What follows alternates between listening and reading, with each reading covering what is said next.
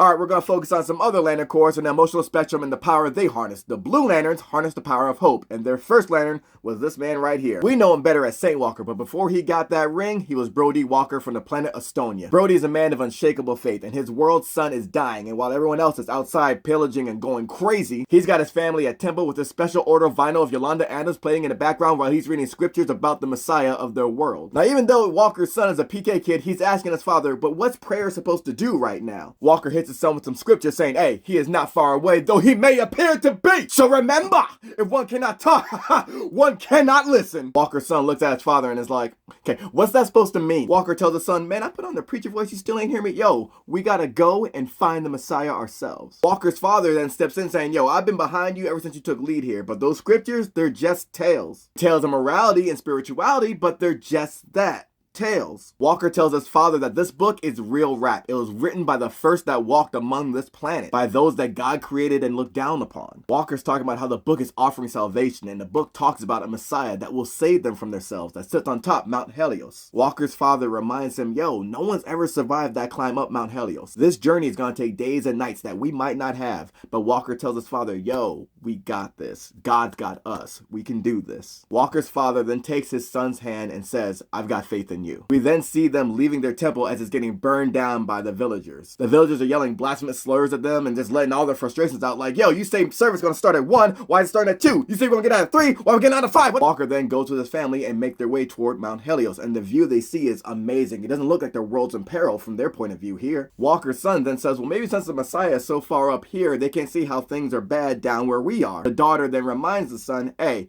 they can see the sun though, and that shit is bad. Walker then tells his son, think of this as God's test. In the face of the end, he watches what we do. And if this is the end, then we'll just see each other in another lifetime. And all will be well. And as they're crossing a bridge to get to the other side, Saint's thinking about the person that made this bridge, and he's really thankful for the bridge. We then see a piece of the bridge give way underneath Walker's father's feet, and he falls to his death. Walker buries his father and continues the journey upward. Since the sun is dying, things are going crazy with the weather, and it is incredibly hot. The family is thirsty, but then they come upon a stream. The sun going crazy meant that the snow had melted and created a freshwater stream. Walker's wife looks at the stream and says, he provided. But she said it very surprised, and when Walker asks her about that, she then confesses to him, how can you be so sure that this creator is up there and that he's going to fix everything? We see here that she agreed with Saint's father. It's hard for her to believe in this book. Walker tells his wife Quanta, yo, I look and see a miracle. I look at you and see a miracle. I look at our children and see a miracle as they're playing in the fresh water. That miracle then turns to disaster because since the sun's going crazy, it's causing the ice to melt at a rapid rate, which makes the stream way more violent as water comes down and rushes them. Walker was able to save his son, but then he sees his wife Quanta and his daughter drown. But still, Walker climbs with his son, and they were without food for days. As Walker and his son are climbing the mountain, his son sees some fruit growing from the side and takes some. He says, yo, Dad, look, he provided. Walker tries to warn his son, but it's too late. He bites some, and then you come to find out it was entirely poisonous. Walker's son had a fever for 3 hours before he started to grow cold. He then tells his father, hey, it's okay. I'll see you in the next life. All will be well. Walker tells his son, all will be well.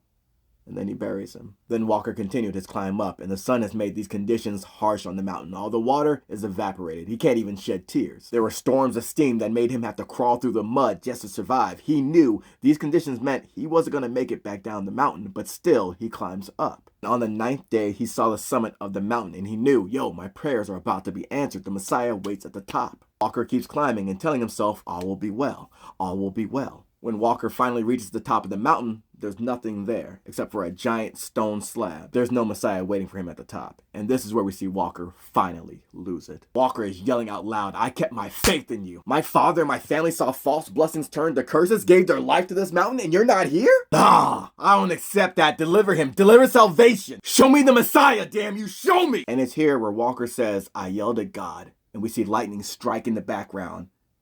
And God yelled back. Rain starts to fall, and Saint Walker looks up from the scriptures that he had torn out of his book and sees that giant stone slab in front of him, and he sees himself in the stone as a reflection.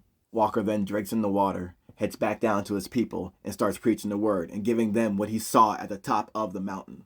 Reflection. His people were still looting and rioting because the world's about to end, but he gained one follower, then another follower, and more followers. He spoke all through the night until everyone was listening and gathered beside him. And then he read the scriptures saying, live every day as if it's the first and the last, for they are both a celebration, and when we face the end, face it together. And Walker had gathered all his people to do just that. And right as everyone was about to accept the inevitable, they saw their dying sun go from red to blue. It was growing younger.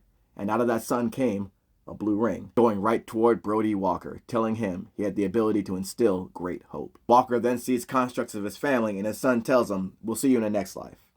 All will be well." I'm not a religious person by any means, but I always respect others' religion and their spirituality, and I love this story because not only is it a story about faith, but it's also a story about perseverance and belief. Hope is what led Walker to the top of that mountain, thinking there would be someone there to save them from themselves, and then saw, oh, I have to do it myself. I have to enact my own will to do something about this. He had the hope, he just needed the will to enact the action, which is just like how Blue Lanterns work. They're very powerful with hope, but they need willpower or a Green Lantern around in order to enact action. And I love that on top of that mountain, he saw himself in the reflection, because aren't you a reflection of God? And you have free will, so go use those two things to free yourself and save yourself and your people. That's a beautiful thing, and often we see that message get twisted in order to justify certain horrible things in the world as well. But here for Brody Walker, we see how his story is a message of hope in the face of loss, and using your own will to ensure that all will be well.